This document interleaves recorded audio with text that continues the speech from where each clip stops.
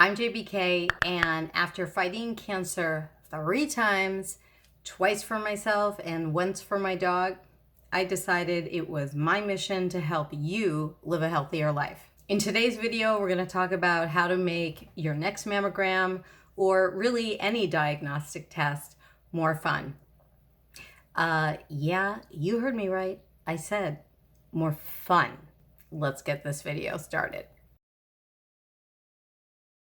In 2007, when I was 37 years old, I was diagnosed with widespread DCIS in my right breast. That's considered stage 0, stage 1, but it would have been a much later stage if I had not had that mammogram. Then in 2016, an MRI picked up a little tiny tumor in the same right breast.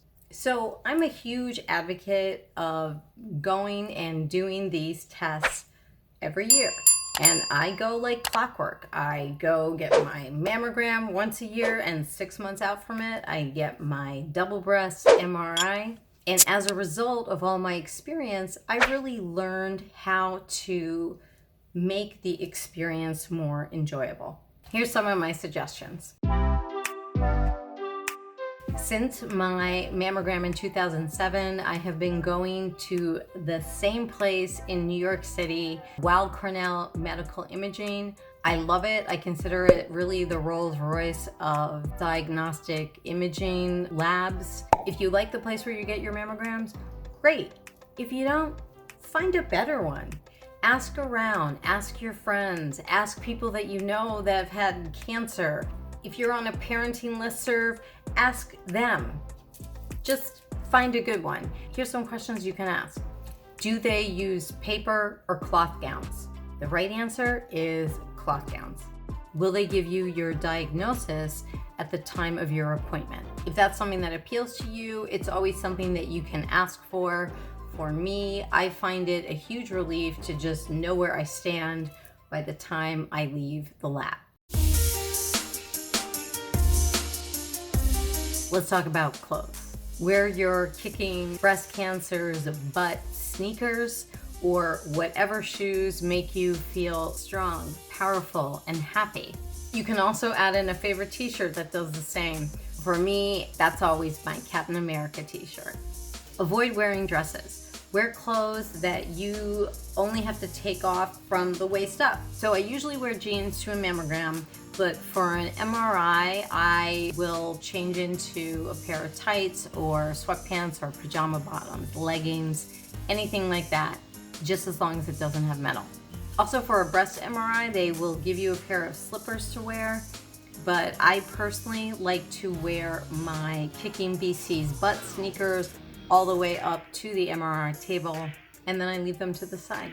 And don't forget to bring a second layer or sweater with you, because imaging facilities tend to run really cold. Even though they'll often tell you to leave everything in the locker, I always bring a tote bag, and I put things for me to do in the waiting room in my tote bag, and then that tote bag comes into the imaging room with me. This is my favorite tip. Treat the appointment as a vacation from your life. I mean, when the hell do you ever let yourself just go somewhere to chill all on your own? Yes, I'm talking to you, and I'm talking to me. Bring lots of things to keep you occupied in case you have a long wait, which you can pretty much count on. Bring things that you wouldn't normally do. Plan on putting your phone away and keeping it away. Bring a cup of green tea and zen out. Meditate. Read something inspiring or page turning, or both. Color. Write in your journal. You see what I mean? This is already turning into a vacation from life. Remove the potential for unpleasant surprises during the visit by making sure you are all buttoned up. If you need a script from your doctor, ideally have her office call it in before you make the appointment. That way you won't have to call back again to confirm they've received it. Make sure your health insurance has pre-authorize the visit. For a mammogram, that hasn't been needed since Obamacare because preventative screenings are covered 100% by our health insurance. Thank you, Obama. But if you're going in for an additional diagnostic mammogram, or you're not old enough to qualify for free preventative mammograms, you are going to need your doctor to call in a prescription.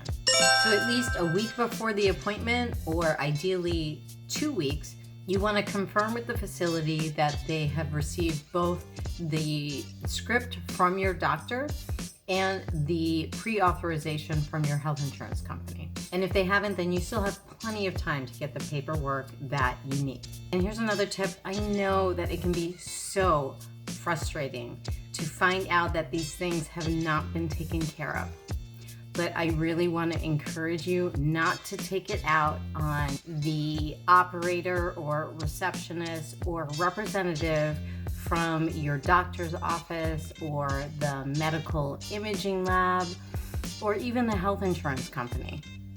Just assume that at least 50% of the time something has been overlooked, and try not to take it out on anyone, because whoever you're speaking to, I guarantee it's not their fault. And if you find yourself speaking to someone who isn't helpful or sympathetic, you can ask to speak to their supervisor or a manager, or just hang up, call back. You're gonna get somebody else on the line who will hopefully be a lot nicer to you.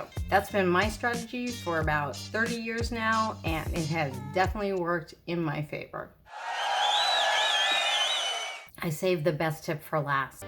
Find the grace in the experience, because every time that we do something that we don't want to do, there is an opportunity for something good.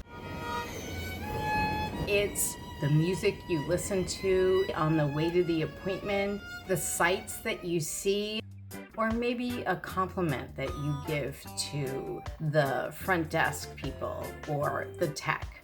There is absolutely an opportunity for adding more positive energy to the world. And I find getting outside of myself makes the whole experience so much better. If you look around the waiting room, there's usually a lot of stressed out ladies in it.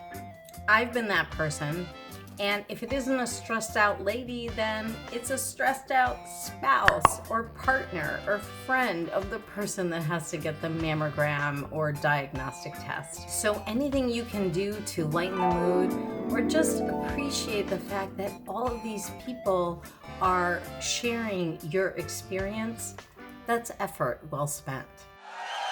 Those are my tips. If any of these things help you in the future, please leave me a comment and let me know. Thank you so much for watching, and we will see you next time.